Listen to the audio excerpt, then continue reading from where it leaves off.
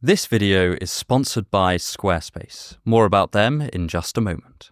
A while ago, I made a video arguing against the theory of manifestation, the idea that simply by changing your beliefs, you can affect the world around you in dramatic ways through a mystical force called the law of attraction. I used Rhonda Byrne's The Secret as my key text, along with a few others, and ended up disagreeing with their claims in pretty strong terms. Unsurprisingly, many believers in manifestation took great issue to this, as is their right. And some of their responses actually touch upon some genuinely interesting philosophical ideas. So today, I am making a very rare response video, and I will try to treat every response as a manifestation, of at least one important philosophical concept that's relevant in some other field as well. I hope you enjoy it. My name is Joe Foley, and this is Unsolicited Advice. Our first response is one of the most popular ones that I received, and also potentially one of the most interesting. Essentially, it argues that while there might not be a logical reason to believe in manifestation, there may be some other non-logical reason to believe in it. I'll read directly from just one of the comments that made this point now. Belief isn't logical, never has been. Logic is a tool, not a god, and humans, we're anxiety-ridden apes fumbling through a chaotic world. Let people believe harmless things. Not philosophically rigorous enough for your taste? What a tragedy for the species. Thank God you're here to save us from the deep existential threat of optimism. I should mention this is only part of a larger comment. It's just the part that pertains to this particular argument. In addition to the biting tone, which I also quite appreciate, this contains a philosophical proposition which I think may have something to it. Are there good non-logical reasons to believe things? Or, to put it another way, is there a good reason to believe in something apart from signs that it is true? It may surprise you to learn that I do think there might be good justifications for believing things apart from truth, but I generally think that these are special cases, and I certainly don't think they apply to the specific case of manifestation. Let's take one classic example of an unverifiable statement. The existence of other minds, or the falsity of solipsism, that other people can think and feel and have consciousness in the same way that I can. Here, I genuinely think we can make a good argument that even if we did not have any airtight epistemic reason to believe in other minds, and arguably we don't, there would still be good non-epistemic reasons for believing in them. My favorite of these non-epistemic reasons is simply because we're almost stuck with this belief. Have you ever tried genuinely believing or acting as if other people don't have minds for an extended period of time? Our entire psyche is set up to rebel against it because we are fundamentally social creatures, and we have entire psychological systems set up that take as their foundational axiom that other people do in fact have minds, that they are conscious. One of these is known as our theory of mind, and it automatically assigns beliefs and mental states to other people, whether we think that we are justified in the belief that other people have mental states or not. There is a good argument that since we seem almost totally unable to go on without this belief, that it is reasonable to believe in it, despite its vulnerability to certain skeptical arguments. Another example is the belief that past observations are good indicators of future observations. This assumption underlies our entire system of empirical observation and scientific inquiry. Without it, we would just be stumbling around blind, not able to infer anything about the future from the past. Again, there is a pretty good pragmatic argument as to why we believe this, even if it's not strictly justified by some hallowed set of prior established truths. After all, we can't justify the belief that past observations can be used to predict future observations based on the fact that this system has worked in the past. That would clearly be circular. But a solid argument for this principle of induction is just that without it, we're basically lost. It is the hinge upon which so much of our epistemology unavoidably turns. I would thus consider us reasonable in believing it, even with these skeptical considerations applied. But these are both something like foundational beliefs, or hinge propositions if you want to go completely Wittgensteinian about it, but I'm not going to go into any detail about that particular view on things now. The point is, they are the necessary preconditions upon which so many of our other borderline unavoidable beliefs and behaviors rest. We are thus committed to them whether we like it or not. I think that if you want to argue that a belief is reasonable without appealing to its truth, this type of belief is probably your best bet. I just don't think that manifestation falls into this category or anything like it. It doesn't seem like a foundational belief, but rather a theory about certain observable causal chains out in the universe. It predicts that we attract states of affairs to us using our thoughts and the frequency at which those thoughts vibrate. It strikes me that this is not a belief we are just stuck with for pragmatic reasons, like the belief in other minds or the principle of induction. It is a belief that we infer from available evidence. It is downstream of epistemology, not its foundation. Of course, you could argue that if a belief is useful to you personally, then that is a good reason to believe in it. In fact, the philosopher William James did make some kind of approximation of this point about religion. However, at this point, I'm just not sure that we are using the word belief in roughly the same way. When I talk about believing something, I mean believing that it is true. So if I were to believe in manifestation or the law of attraction, I would be positing that those theories were true and that these theories could predict phenomena out in the world reliably. If you choose to believe something just because it's useful, with no commitment to its truth, then I just don't think we're talking about the same thing. I would call that a pragmatic assumption, or even just a desired state of affairs. And look, I do recognize that a belief in manifestation might bring people peace or hope. I'm not having a go at anyone who does believe in these things. But I do think that it is worth holding up even our most optimistic beliefs to epistemic scrutiny to see whether we specifically have reason to believe that they are true, not just that we want them to be true. My reasoning for this is simple. Although I fully accept that there may be many harmless false beliefs, it is still worth noting that they are probably false, or at the very least, we have little reason to suppose that they are true. Because letting false beliefs go undetected can have really quite disastrous consequences, and those consequences cannot always be predicted in advance. I already described some of the negative consequences that would follow from a widespread adoption of the law of attraction as a belief system, such as blaming people for literally everything that goes wrong in their life, regardless of whether it is actually in their control. But even if there weren't these consequences, I still don't think that it's worth abandoning our epistemic norms simply to accommodate this belief. It is worth having a relatively consistent set of epistemic tests for our ideas, because this is part of what prevents us from becoming completely confused about the world and admitting whole heaps of false beliefs into our belief sets. I do agree that we should let people believe harmless things, in the sense that no one should be forced out of their beliefs. But I don't think that arguing for why I think those beliefs are false is the same thing as not letting someone believe in it. You can, after all, just ignore me and get on with your life. But before moving on, I want to take a brief moment to thank today's video sponsor, Squarespace. If you're looking to build a website, then you know it can be a real hassle. First, you have to choose a domain name, and then you've got to design the whole thing, and there's always this little voice nagging at you, telling you that you're messing it up, and creating something that doesn't just look untidy, but actually unprofessional. But this is where Squarespace comes into play. They take all of that headache and complexity and compress it down into a single platform. They use ready-made templates to take all of that pain and hassle out of website building. They also have a feature called Blueprint AI, which uses AI technology to help you make design choices, which is very handy if, like me, you're not necessarily that technologically gifted and don't have the natural mind of a website designer.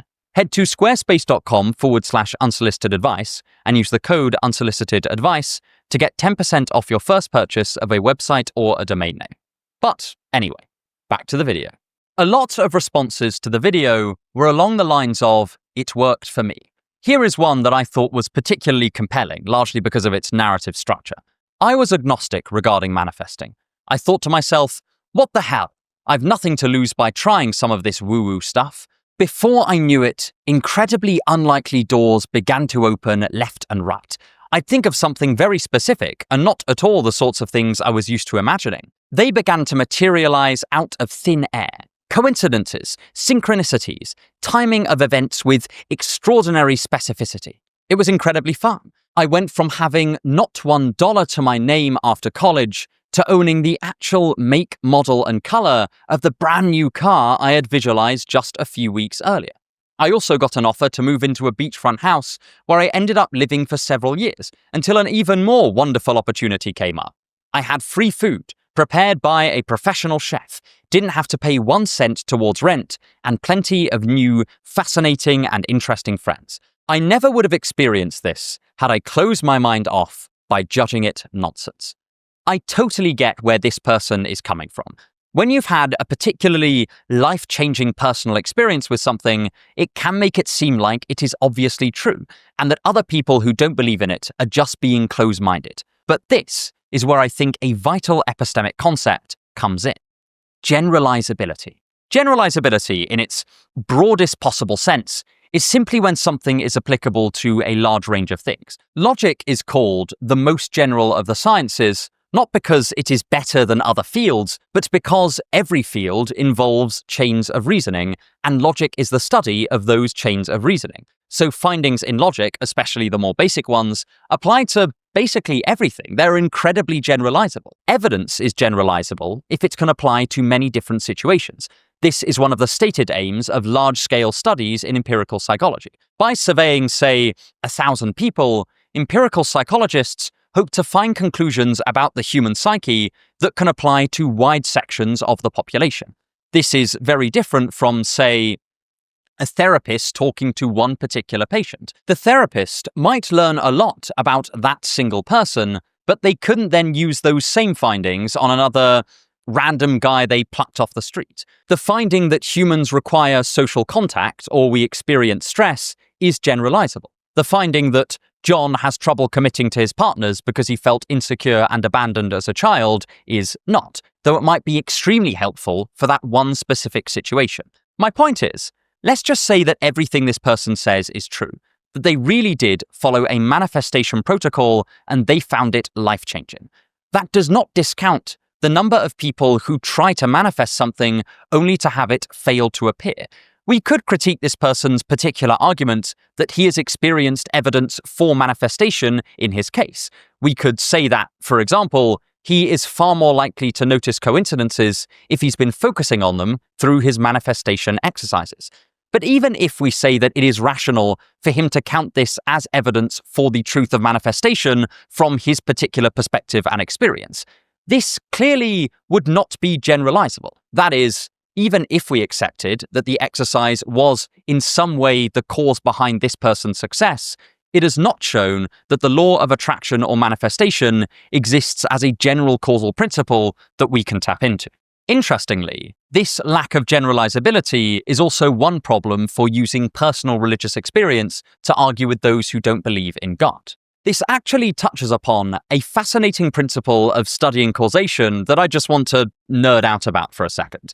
What we tend to need in order to show a reliable causal link between two events A and B is that you can intervene in event A in order to bring about event B, all else being equal. As I've put it here, this formulation comes from James Woodward and his work on interventionist theories of causation.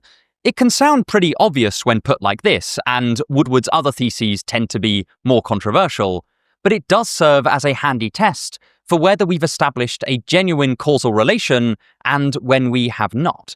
Here, the reason the particular case is insufficient for demonstrating the causal principle of the law of attraction is that we've not established that, as a general rule, interfering with this particular variable, that is, manifesting something, will bring about a certain result, namely, the appearance of whatever the manifester is trying to create. If anyone is interested and a bit mathsy, the computer scientist Judea Pearl constructed a very interesting mathematical system to handle causation in a more formal way, building on some of these interventionist intuitions. What we would need are wide-scale situations where one group of people is told to manifest something and another group is told not to manifest that thing in order to compare the results and see if there are any significant differences that can't be explained except through positing this mystical law. This is because manifestation proponents argue that the law of attraction is a bona fide law and thus behaves in a regular fashion. This is one difference between manifestation and prayer. Whereas most theistic religions do not claim that God answers all prayers, merely that he will answer some of them according to his will, manifestation is meant to tap into a law, and that implies far more regular causality. Thus, it requires regularity to demonstrate its causality. It is tempting to just call statements like the ones in this comment anecdotal evidence and move on as if anecdotal evidence is inherently flawed. But here, we get a sense of why anecdotes fail to serve as adequate evidence in this specific situation and situations like it. After all, there are situations where anecdotes are perfectly applicable evidence. Say that you were trying to show that a particular politician is a complete bastard, and you said that you met him once and he spat in your drink. That is very much anecdotal, but it is much better evidence for its conclusion than our anecdote above. In different situations, anecdotal evidence might have different value, but in situations where we are trying to demonstrate a generalizable finding and especially a causal law, particular anecdotes are especially weak, and that's why this particular response fails, even though I do think that it is quite interesting. Another of my favorite responses was in this comment, and you've had this thought to make this video, made it, and earned money with it. Where is your logic? I love this, because it gets at a quite fascinating but often overlooked distinction in a lot of discussions that aim to establish causal claims. The route a causal chain has to pass through to cause its effects is often incredibly significant in positing certain metaphysical theories like this. Let me tell you what I mean, because that was a bit abstract. Here are two different causal chains, both of which can be described as a thought brings about its effects. 1.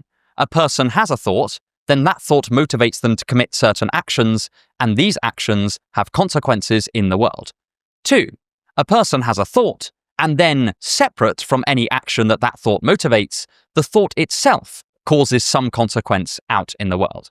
These can both be described through the elided statement, a person has a thought, and then this causes some consequences out in the world.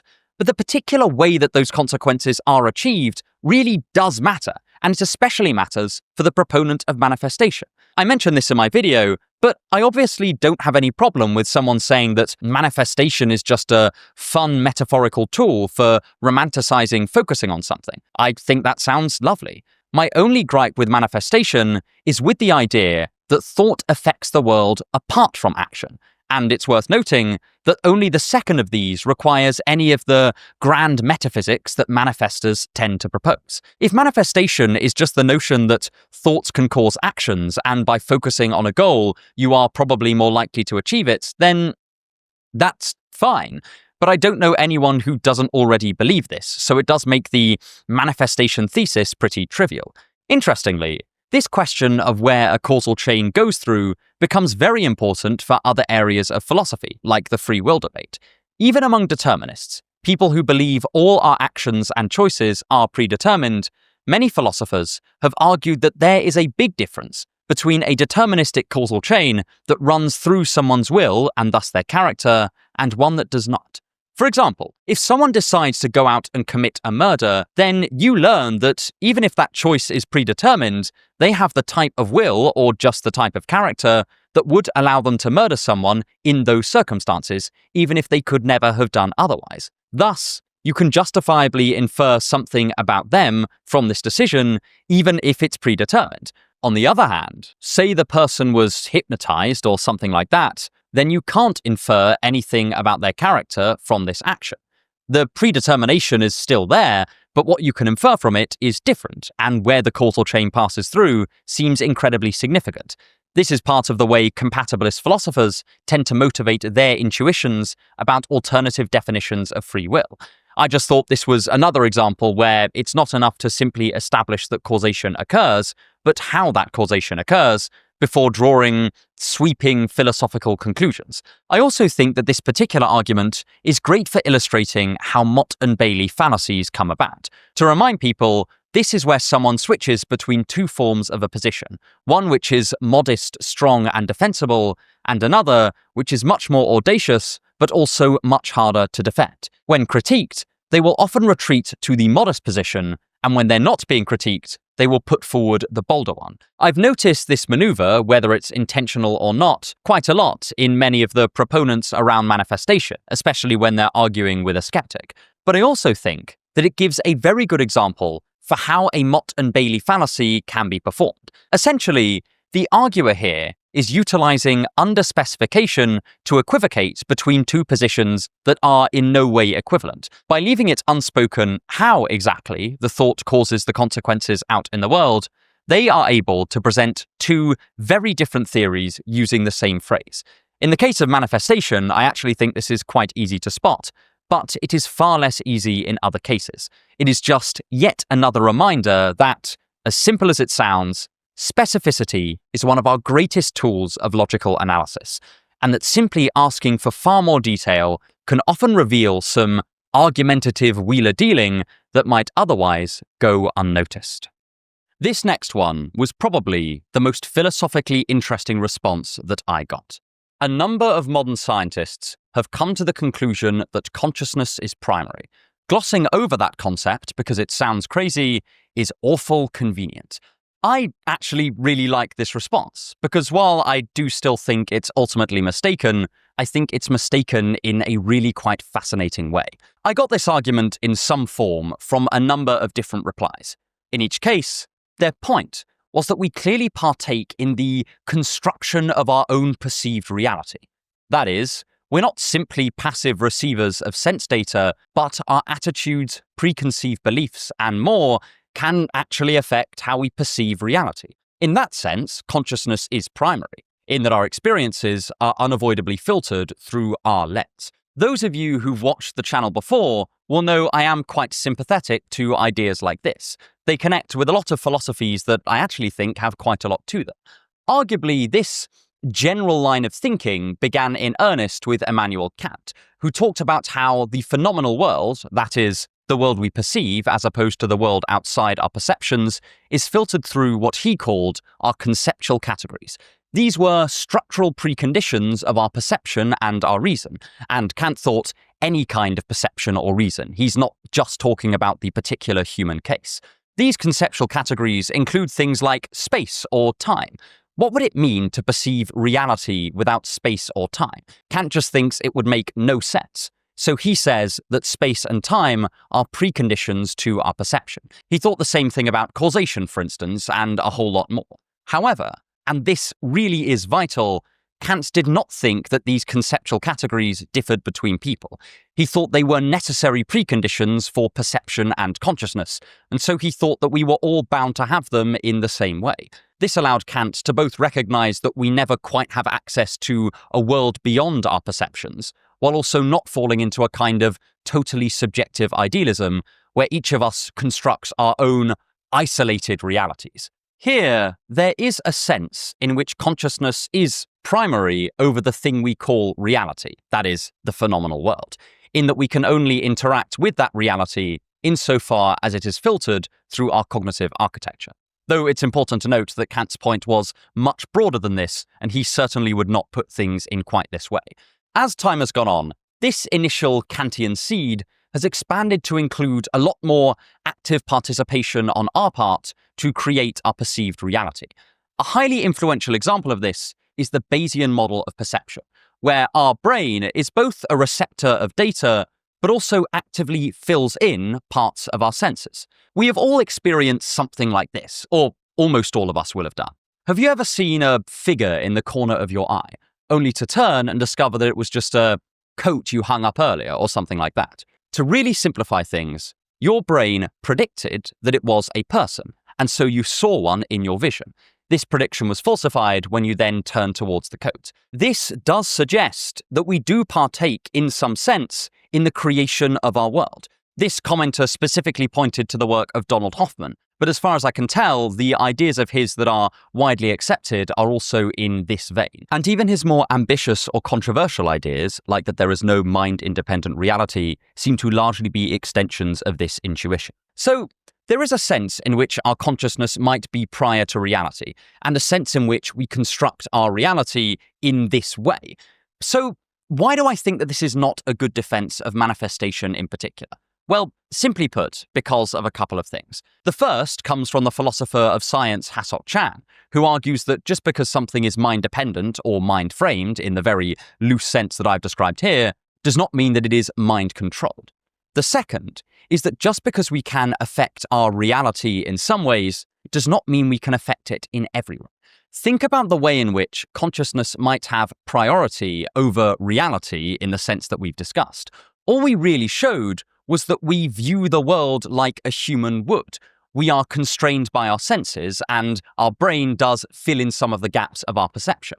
Nothing about this suggests that we can control the world simply by thinking about it, even in the merely phenomenal sense. Priority, or dependence, in the way we've been talking about it, tells you nothing about what controls what. It is perfectly coherent to say that while our senses and our consciousness constrain how we see the world itself constrains us in return. In fact, this is generally what we tend to think does happen.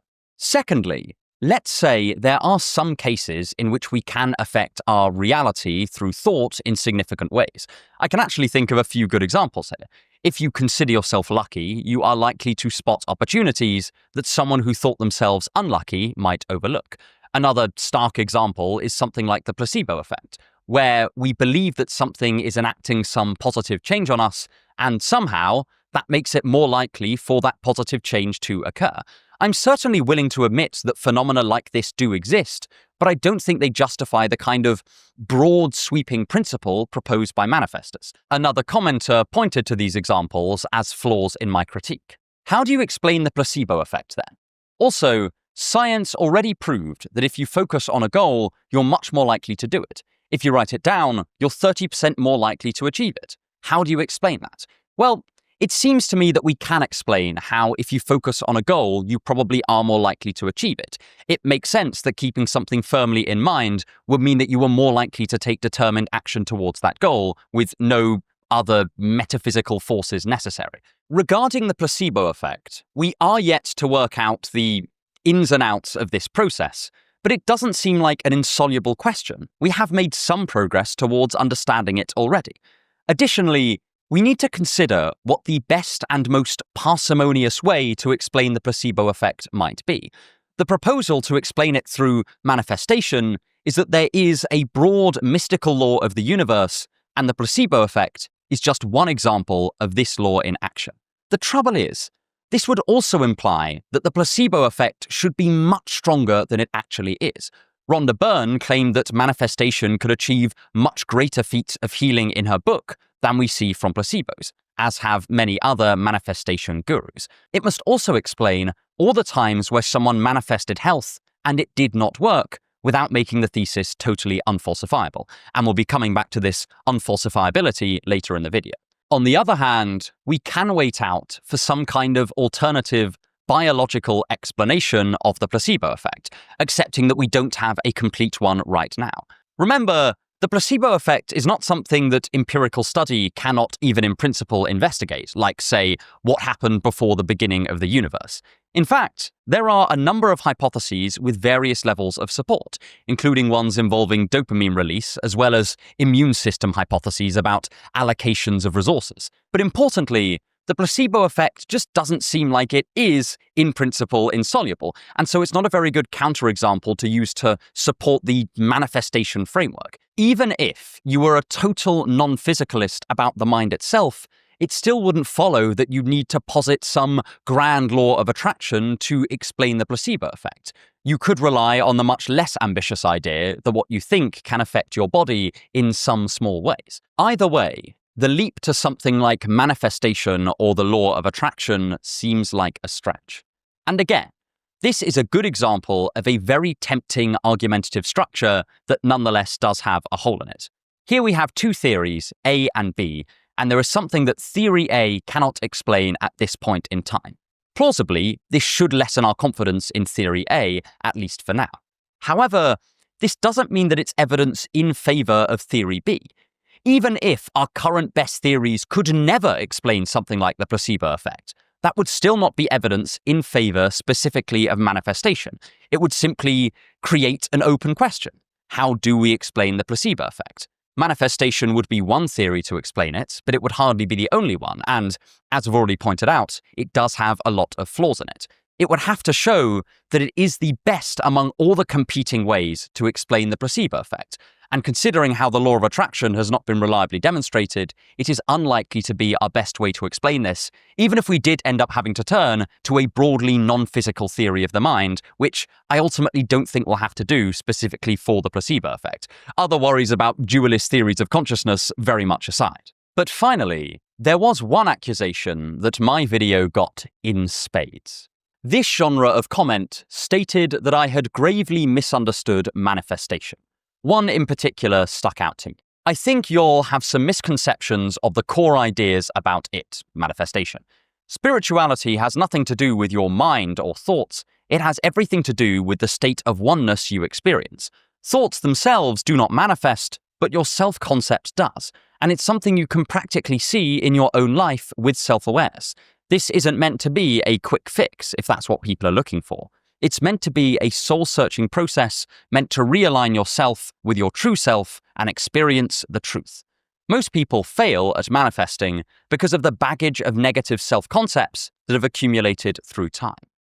On its face, this is a more sophisticated form of manifestation. I was initially thrown off by the term oneness, which I often find is used without a clear definition, but then the commenter helpfully clarified that it was something to do with having a well-functioning self-concept. And look, I certainly agree that how we conceive of ourselves is incredibly important for our long-term happiness. It's something I've spoken about on the channel before. Our relationship with ourselves is probably one of the most impactful relationships we will ever have because we just can't get away from ourselves. So we're stuck with that relationship. But nothing about the importance of the self-concept to mental well-being suggests that it can begin attracting states of affairs out in the universe towards the thinker. However, I do think this illustrates one of the most common forms of argument that I've seen used to support manifestation.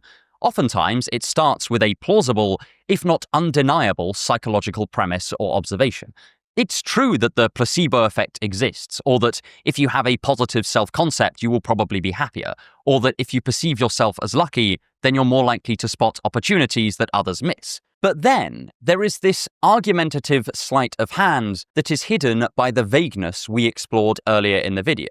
These examples, which are all examples of the mind interacting with the body, or the mind interacting with the mind, both of which we already know can happen, are used to support a much more general idea, that the mind can affect things out in the world apart from any action that we take. Or it is used to claim mind-healing abilities that go far beyond what the evidence reliably suggests. Different practitioners argue for this in different ways. Some use the term oneness or self-concept or resonance with the universe, but they all rest on the same direct causal connection between the mind and the world, unmediated through behavior. This makes it seem like manifestation is simply an extension of something we already know and have already observed, when it is in fact a radical new proposal, and one that ultimately I think is false. Then, since the true nature of someone's mind or the true nature of their thoughts is inaccessible to the rest of us, this means the thesis can be defended from failures by appealing to something like hidden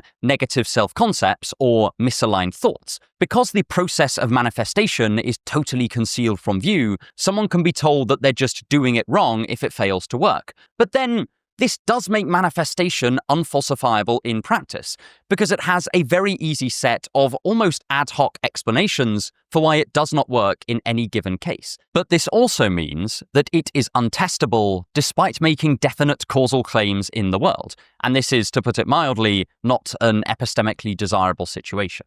Other responses were much briefer and simply claimed something like, if you don't understand manifestation, don't talk about it.